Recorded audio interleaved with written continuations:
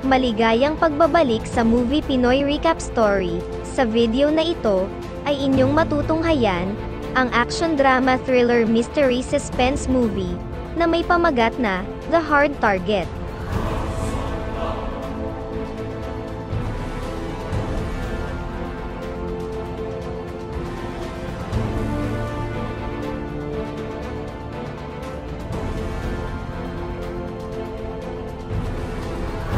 Nagsimula ang pelikula sa isang tahimik na gabi sa New Orleans kung saan makikita ang isang mukhang palaboy na lalaki na nagngangalang Douglas na kasalukuyang hinahabol ng mga misteryosong mga kalalakihan na nakasakay ng mga motorsiklo. Sa ilang saglit ay dumating pa ang iba nilang kasamahan na mga nakakotse at ipinagpatuloy nila ang ginagawang paghabol kay Douglas.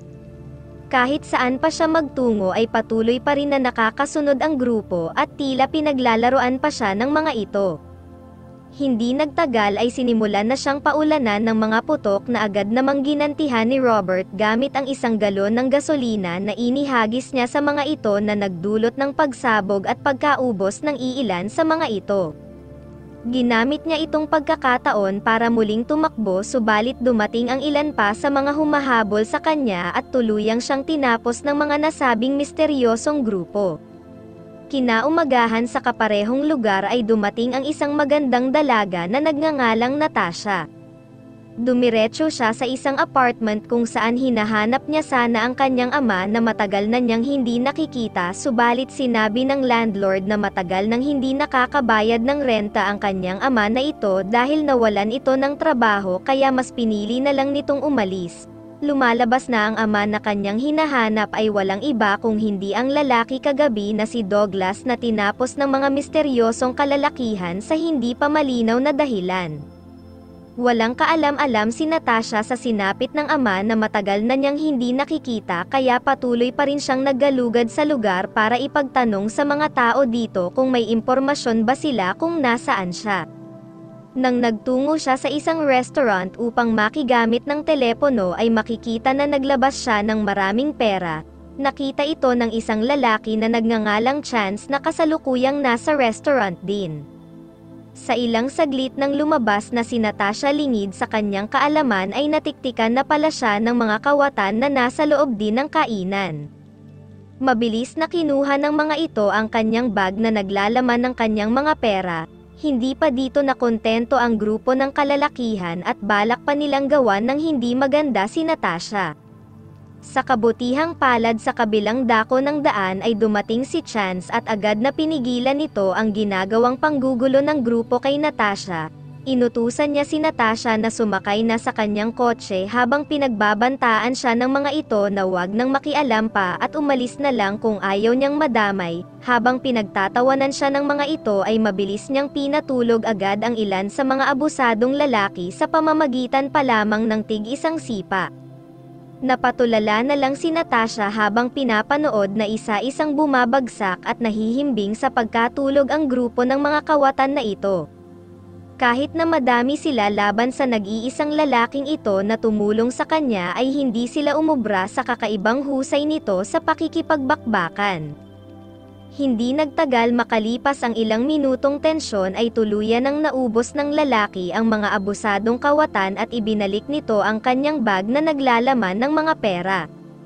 Bago umalis ay sinabihan siya nito na dapat siyang matutong mag-ingat at huwag basta-bastang ibalandra na lang ang kanyang mga pera sa publiko lalo na at bago lang siya sa bayan.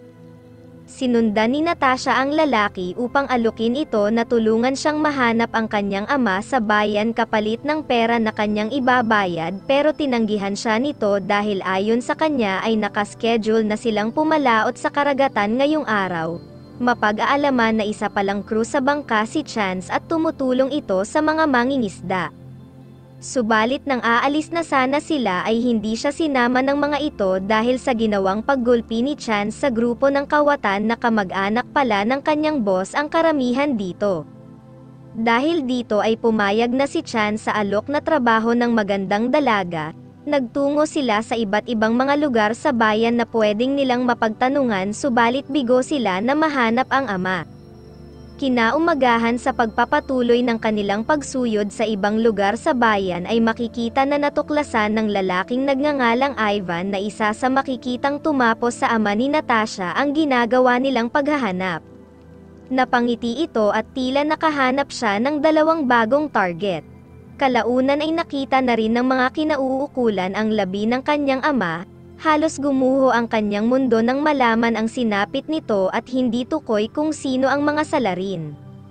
Kaagad na nagtungo si Chance sa lugar ng pinangyarihan. Habang naghahanap siya ng mga clue kung ano ba talaga ang tunay na nangyari ay bigla siyang inatake ng dalawang tauhan ng misteryosong grupo. Mabilis nilang pinaggugulpi si Chance at makikita na hindi man lang siya makabuelo sa ginagawang pag-atake ng mga ito.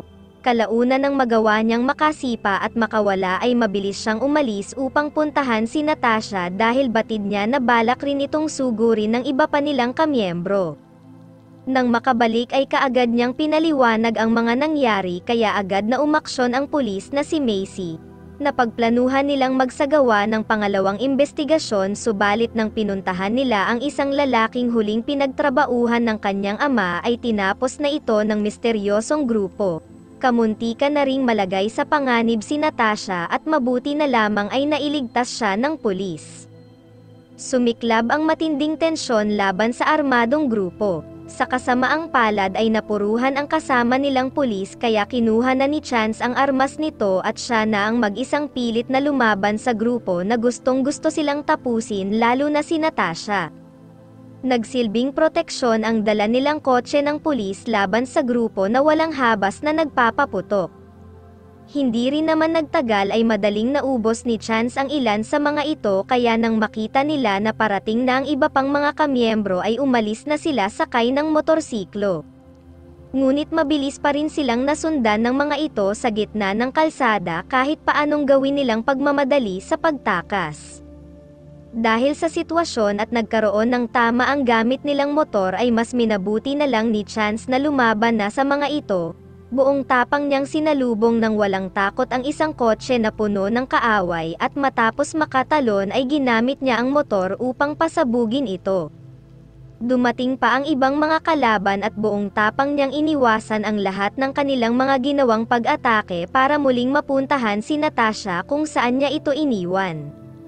Nang na-corner na silang dalawa ay saktong may napadaan na tren sa ibaba ng tulay kaya wala silang napagpilian pa kung hindi tumalon dito para makaligtas sila sa grupo na pilit silang hinahabol.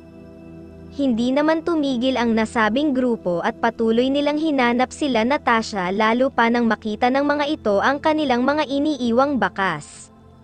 Lumalabas na grupo pala ito ng mga mafia kung saan ang Russian mobster na si Mr. Foshan ang may utak ng lahat kung saan pinagkakakitaan nila ang kanilang mga napipiling mga target na para bang hunting game lang kung saan ang kanilang mga kliyente ay mga mayayaman na gustong totoong tao ang kanilang tinutugis. Dumating ang isang grupo ng mga halang na bituka ng mga mayayaman na handang magbayad para malibang sa mala-hunting game na inaalok ng mafia boss at agad na sinabi ni Mr. Foshan na ang kanilang target sa pagkakataong ito ay sila Natasha at Chance na ayon sa kanya ay lubos silang mag-e-enjoy at malilibang dahil mailap silang mga target. Sa paglipas ng ilang minuto nilang paglalakad sa mapanganib na gubat na ito ay nakarating sila sa bahay ng matandang si Mr. Dovey na isa palang kaibigan ni Chance. Habang pinapaliwanag nila na may humahabol sa kanilang grupo ay namataan agad nila na malapit na ang mga ito sa lugar. Dumating ang hindi mabilang na miyembro ng mobster at mga mayayaman na nagbayad pa para lang tugisin sila Chance. Mabilis nilang pinasok ang bahay subalit wala silang nakita sa loob. Wala silang kaalam-alam na nakapaghanda na pala sila Chance agad ng plano para sa kanilang pagdating. Mabilis na naubos ang ilan sa kanila at sa ilang saglit ay sinurpresa na lang sila ng malaking pagsabog. Nang makita ng mga grupo na nagkanya-kanya sila ng pagtakas sakay ng mga kabayo ay agad na sinubukan silang pasabugin ng isang kliyente ngunit nagmintis ito. Gamit naman ang kanilang mga helicopter hindi rin nagtagal agad nilang nakita si Chance na paalis ng lugar sakay ng kabayo. Hindi sila tumigil at kanila itong tinadtad ng atake. Kahit saan bahagi ng gubat pa siya magtungo ay pilit nila itong binuntutan hanggang hindi nila ito nagagawang matamaan. Dahil sa mga nangyaring pagsabog ay hindi na niya magagamit pa ang kabayo kaya mabilis siyang tumakbo patungo sa isang lumang factory. Inakala ng grupo na nagtago ito sa loob dahil natakot na ng todo si Chance at wala na siyang mapupuntahan pa, subalit wala silang kaalam-alam na sinadya palang lahat ni Chance ang lahat dahil kasama ito sa kanyang plano. Alam niya na mahihirapan siya kung makikipaglaban siya sa mga ito sa gitna ng gubat kaya sinadya niyang magpahabol papunta sa nasabing lugar na ito. Huli na nang maisip ng pinuno ng grupo na isang patibong ang lahat dahil nakapasok na silang lahat sa nasabing lugar, mas lalo silang nasorpresa ng mag-isang nagpakawala ng sunod-sunod na mga pag-atake si Chance na nagdulot ng agarang pagkaubos ng karamihan sa mga tauhan niya. Dahil sa matinding surpresa na kanyang ginawa sa mga ito ay sumabog sa galit ang leader at nagsimula itong magwala kung saan maging ang mga mayayamang kliyente ay sinabihan niya na kailangan na nilang tapusin ang laro dahil hindi na sila ang may hawak ng sitwasyon. Tila nagmistulang mabangis na isang leon si Chance kung saan lahat ng kanyang nakakasalubong ay agaran niyang tinatapos at pinapadala sa impyerno. Nagsilbi rin ang lugar na kanyang teritoryo na ultimo na lahat ng pasikot-sikot ng lugar ay kanyang kabisado. Galit na ang pinuno sa lahat ng mga nangyayari, hindi niya inasahan na magkakaganito ang lahat. Ang inakala niyang isang bagong target na kanyang pagkakakitaan ay siya na ngayong unti-unting umuubos sa lahat ng kanyang pinagsikapang buuing masamang negosyo at mga tauhan na rin. Kahit pa dumating na ang karagdagang puwersa ay wala rin silang mga nagawa at isa-isa rin silang inubos ni Chance. Narinig nila Natasha ang mga tunog ng putok at mga pagsabog kaya sobra itong nag-alala at hindi ito sumunod sa plano ni Chance at pumunta rin siya sa nasabing lugar para tumulong. Kalaunan maging ang mga mayayamang kliyente ay tinapos na rin ni Chance. Habang walang tigil siyang nakikipagbakbakan ay lubhang naligayahan ang kanang kamay ng mafia boss na si Ivan dahil sa tinagal-tagal nilang ginagawa ang negosyong ito ay ngayon lang siya nakakita ng tulad ni Chance na isang palaban. Naging matindi ang kanilang labanan na nauwi lang sa tuluyang pagtapos ni Chance dito. Sa pagpapatuloy mula sa walang kapagurang paglaban niya sa mga ito ay dumating na sa punto na naubos na niyang lahat ang tauhan ng pinuno at ang mga mayayamang kliyente. Tila tuluyang nasiraan ng loob ang leader at desperado itong nagpaputok sa buong paligid ng lugar.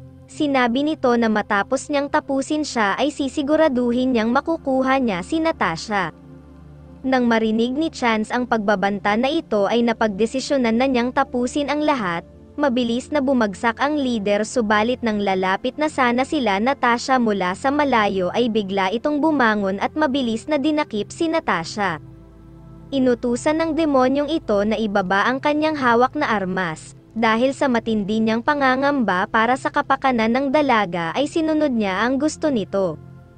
Nang akman na itong magpapaputok ay buong tapang na sumugod si Chance at mabilis na naiwasan ang bala. Nagkaroon sila ng walang humpay na sagupaan sa bawat isa kung saan makikita na ayaw pa ring sumuko ng leader. Gamit ang kahoy na nagliliyab ay ginawa itong sandata ng mafia boss. Sa ilang saglit laking gulat niya nang hindi ininda ni Chance ang init ng apoy at tuluyan na siyang tinapos nito gamit ang pampasabog. Sinubukan niya itong e-defuse habang natatawa pa subalit wala na siyang nagawa pa sa kapalarang naghihintay sa kanya. Sa pagtatapos ng may sigurado na nilang nasa maayos ng sitwasyon ang lahat ay umalis na sila sa lugar ng magkakasama at masaya na rin si Natasha na naipaghiganti na nila ang kanyang ama. Special shoutout kay Anthony Lahota from Kuwait, kay Susan Gozem, kay Bogard Kaingin at sa huli kay Jasmine Jane Ogarta. Kung nagustuhan po ninyo ang istorya at umabot kayo hanggang dito ay huwag kalimutan na pakipindot ang like button. Maraming salamat po.